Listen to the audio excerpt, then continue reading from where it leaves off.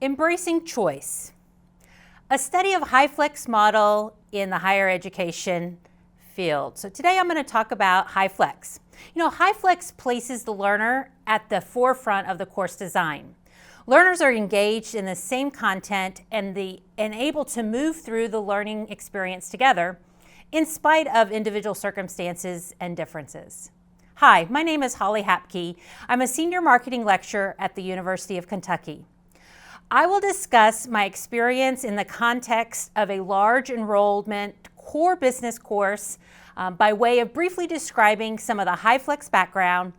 I'll describe my methods and highlight some results from last year and end with a discussion of key contributions to this community and beyond.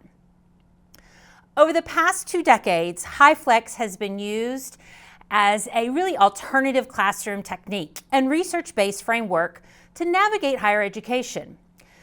We find valuable insights from students' preferences and engagement experience in both traditional and online college courses.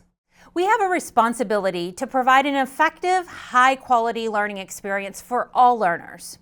The aftermath of COVID-19 pandemic has really escalated the adoption of the HyFlex learning model. See, HyFlex is the term for learning environment that blends face-to-face and online learning modalities in a course setting where students choose how they want to engage in the course. See, online delivery in the HyFlex model can happen in 2 modes, asynchronous and synchronous. As we look ahead to the next decade, it's essential for us to explore the students' attendance choices as we navigate this evolving, inclusive higher education landscape. A common academic setting at a R1 doctoral university with a high research reputation is the large enrollment lecture hall classes. Faculty who teach in this setting has more to manage, more to grade, and more to coordinate. Large enrollment courses means hundreds of students in a large auditorium with stadium seating. Now, after listening to students' needs, I developed and implemented a local version of the HyFlex to meet the needs of the core marketing course and the learning space at the University of Kentucky in 2015. The 3-in-1 learning environment engaged students through weekly modality choice. See, HyFlex learning represents an instructional model that really provides an interactive, engaging, and inclusive learning experience for all students, regardless of where and when they join the class each week. See, each student can independently make the choice of participation mode. So in the HyFlex learning offers students to have more freedom, flexibility, but also more responsibility and accountability. See, in Beatty's original design, he had 4 values that guided the design effort: learner choice, equivalency, reusability, and accessibility. Today in my HyFlex course, you'll find that there's those values and, in my opinion, the positive components for online learning and the positive components of traditional face-to-face instruction. So taking all this into account, let's explore the students in a large enrollment HyFlex course at UK. A total of 850 undergraduate students enrolled in a HyFlex offering of the Principles of Marketing course in the fall of 2023 at University of Kentucky. The institution requires them to register for Section 1 on Tuesday and Section 2 on Thursday, meaning I have 425 learners on Tuesday sync and Thursday async, and vice versa for the other 425. So all 850 are in the same course Canvas shell. Educators have choice for numerous technologies. So when implementing the HyFlex model, I use Echo 360 lecture capture in all modes of teaching. The lecture capture enables students who are unable to physically attend the lecture or stream the lecture to engage in the course after the physical lecture has taken place.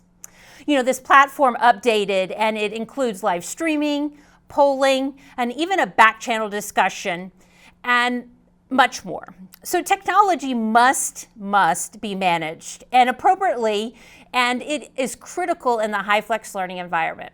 While this study was conducted in a marketing course, the results are really geared for a broader application in large enrollment courses in really any discipline. Following Beatty's HyFlex model, the goal for this study was to really discuss students' attendance choice. The predetermined criteria is based on the student enrollment in the two sections, and the course follows the HyFlex model, meaning that meetings that the lecture and the discussion sessions are held across the three primary modalities that any enrolled student can access. Students can attend asynchronously by watching the video recording of the session that were uploaded from the Echo 360 shortly after they are held. Students can also attend in person in the on-campus lecture hall. And students can also attend synchronously or live streaming through the innovative technology the tool that I mentioned earlier about Echo 360. So before we look at the performance results, let's take a look at the learners' demographics data. So we have a 50% split on gender, male-female. I have 75% business students who are either majors or minors versus the non-business students. 72% of them are sophomores, so year 2 students versus year 1, 3, or 4, or freshmen, juniors, and seniors. And then 82% are white versus not white students.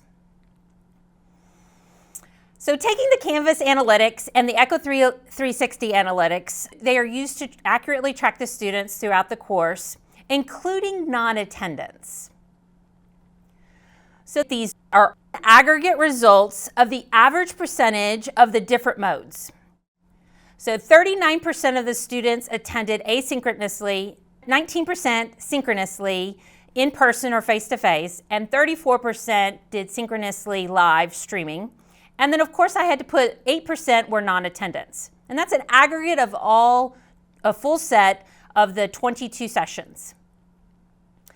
So this is a full set of the attendance counts across each of the modalities offered.